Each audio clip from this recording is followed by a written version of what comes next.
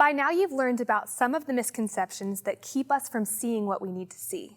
But as you heard Kimberly say in the last session, we cannot recognize this risk visually. We must recognize this risk behaviorally. We have to understand the patterns of behavior used by abusers to gain access to children, prepare them for inappropriate sexual interaction, and then keep them silent. The key to protecting children in your care is to understand and recognize the grooming process of the offender. In this session, Gregory will guide us through the grooming process, giving us a better understanding of behaviors that should alert us to risks we need to guard against.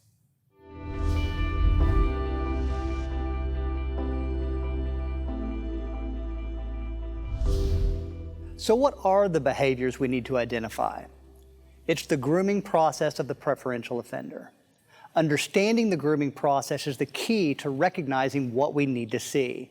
So that's what we're going to discuss now. Let me make an observation, then walk you through the grooming process in 4 steps. First, the observation. From the standpoint of the abuser, grooming has 2 main efforts: grooming the child and grooming the gatekeepers. Now, who are the gatekeepers? Parents, coaches, teachers, babysitters, youth workers, big brother, anybody through whom the abuser has to go to gain access to a child. Now, it's important to note that the grooming of a child can look different depending on the age, gender, and circumstance of the child, or the type of program. But the grooming of the gatekeeper generally looks the same. The abuser wants to convince the gatekeeper that he or she is helpful, trustworthy, and kind. Why helpful, trustworthy, and kind? You see, the abuser wants trusted time alone with the child. They understand how we live and how we do community. But how do we live and do community? You see, when someone's a stranger on the outside, no access to children, barriers stay up. But you see, when someone is on the inside of the community, barriers of protection come down. You see, we often equate helpful, trustworthy, and kind with safe. That's why the abuser wants on the inside. And you see, to get on the inside, they will try to convince the gatekeepers, you and me, that they are helpful, trustworthy, and kind. Now, when we talk about the grooming process, we're going to break it down into 4 steps. Now, as I mentioned, the grooming of a child can look different depending on the age, gender, and circumstance of the child, or the type of program. The first step of the grooming process is gaining access. What the preferential offender wants to do is gain access to an environment or program where there are children within the offender's age and gender of preference. Normally, that offender will seek a career or volunteer opportunity in a program where that age and gender of children are present. A career or volunteer opportunity. You see, another way to say that is the abuser needs a name tag. That is what gives a person access to the children within the program. Once the preferential abuser has gained access, they will work hard to gain the trust of the gatekeepers with the purpose of disarming people responsible for protecting the children in that program. This is grooming the gatekeepers. Now, abusers are usually skilled at meeting a child's needs for time, attention, and practical things like new shoes, a winter coat, or a ride to or from practice, which wins the trust of the child and works further to disarm the gatekeepers. The second step of the grooming process involves selecting a child. This step is about the abuser identifying one or more specific children within the program. Offender studies help us understand who is more likely to be the target of an abuser in a particular program.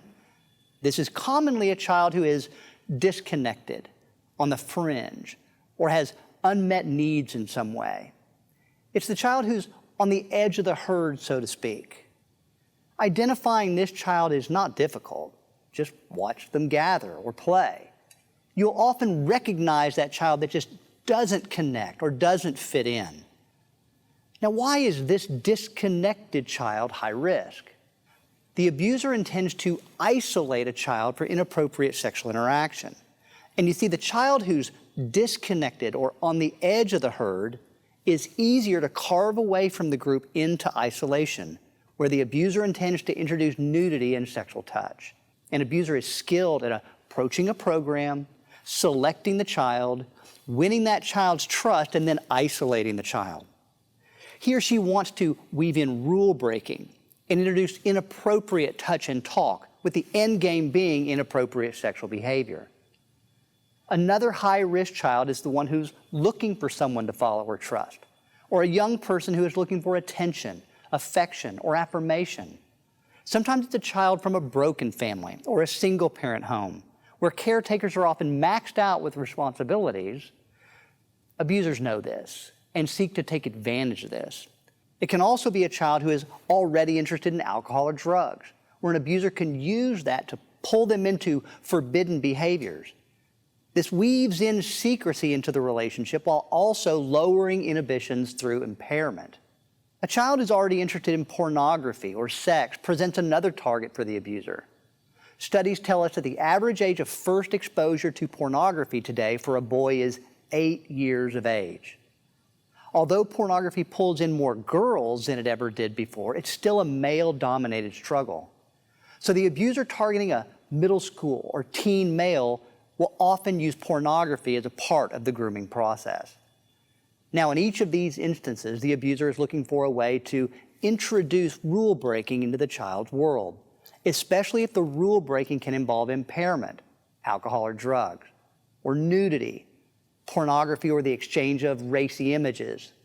Finding an activity that is off limits or against the rules at home is valuable to the abuser because it opens the door to weave in rule breaking and secrecy. Maybe it's a mature-rated video game. Maybe it's content the child can watch on Netflix at the abuser's house but not at home. Maybe it's smoking cigarettes. Now, although cigarettes don't impair in the same way as drugs or alcohol, cigarettes are effective in introducing rule breaking, which has value to an abuser. From there, it's not hard for the abuser to take steps to add more rules to break, which eventually involve inappropriate sexual touch and talk. This brings us to step 3 of the grooming process, which is the introduction of nudity and sexual touch. Keep in mind, first the abuser gains access, then selects a specific child. Now the abuser intends to shape the interaction to involve nudity and sexual touch. This step incorporates a concept that may be new to many of you, and that is the concept of barrier testing and erosion. Now, what are the barriers we're talking about? Barrier testing begins with an understanding that we all have a sense of what is appropriate or acceptable. The abuser wants to know, where is the child's sense of appropriate touch and talk? Where are the boundaries? The abuser will test the child's barriers of what is appropriate touch or conversation or language or body comments and attempt to erode those barriers, push them back, giving way to inappropriate sexual talk or touch. So when it comes to barrier testing and erosion, an abuser is interested in what is acceptable touch, acceptable talk. We'll learn where the barriers are and whether those barriers are negotiable. Barrier testing and erosion may look different depending on the age and gender of the child, but the goal is the same: learning where the objections are and if they're negotiable. Can the abuser push through barriers, with the end game being inappropriate sexual touch or talk? The goal of the abuser is to introduce nudity and sexual touch. This part of the grooming process will commonly include sexual discussions and joking, or introducing sexual comments or banter in ongoing interaction, sending or requesting images that get increasingly more graphic or sexual in nature. Kids are intrigued by the idea of sexual interaction, sexual joking, or sexual discussion. The abuser simply takes advantage of that. This part of the grooming process will likely involve playful touch or accidental nudity. Accidental, of course, only for the children who are watching it. Abusers use seemingly accidental nudity and playful touch in order to continue to push against those barriers with the children they are grooming. Playful touch used by the abuser can include tickling, wrestling, roughhousing, pantsing, massages, and so on. These kinds of behaviors can seem acceptable if done in a playful or a joking way. Common grooming behaviors when the target child is a middle school or teen boy often involve alcohol, drugs, pornography, horseplay, coarse joking, and playful or accidental nudity. Now, the common grooming behaviors when the target child is a middle school or teen girl often involves communication, and interaction that deteriorates into sexual topics. The communication will often include texting, social media, or other electronic communication with direct messaging features. The abuser will push back barriers to include references to body features, and in some cases, request nude photos or videos.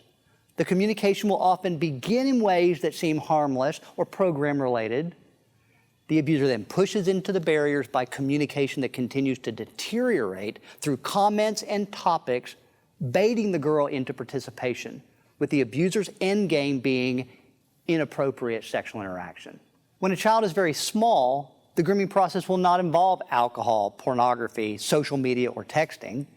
When the target child is under 8 or 9, the grooming will often involve forms of playful touch and a movement toward isolation, lap sitting, tickling, and other types of touch games, forms of touch during nap times or bathroom visits. What these all have in common is the abuser engaging in barrier testing and erosion, with the end game being inappropriate sexual interaction. The last step of the grooming process is keeping the victim silent. It is very important to the abuser to keep the child quiet. It is also important to note that this is the only step in the process that is not sequential. You see, the abuser is weaving secrecy into the entire process along the way. And abusers are very good at keeping victims silent. There are a variety of ways the abuser can keep a child quiet, whether it's with threats, guilt, or shame. Many children who have been sexually abused have a sense of responsibility for the sexual activity that occurred. We've spoken to thousands of abuse survivors who echo the same sort of sentiment, that feeling that somehow they are responsible and feel as though it was my fault. There was something about me that made my abuser choose me. There's something inherently flawed in me that caused me to be victimized. This is, of course, not true at all, but it is a common feeling that is shared by children who have been sexually abused, and their abusers capitalize on this sense of shame and embarrassment about the sexual activity in order to keep the child silent. They will use threats, ranging from very direct to incredibly subtle. The most significant threat, one that's very subtle and very effective, is also the number one reason why children don't tell. No one will believe me. It hurts to think about this one because unfortunately, and all too commonly, it's true. Children are often not believed when they tell. And some of it goes back to what we discussed at the beginning of this session: abusers groom the gatekeepers.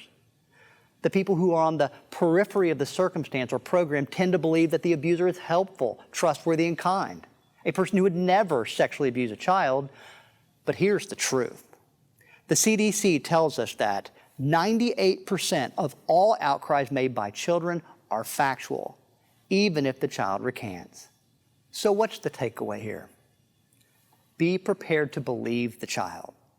Kimberly and I are confident that understanding the grooming process is the key to preventing child sexual abuse and helping us to better respond to those who have been victimized.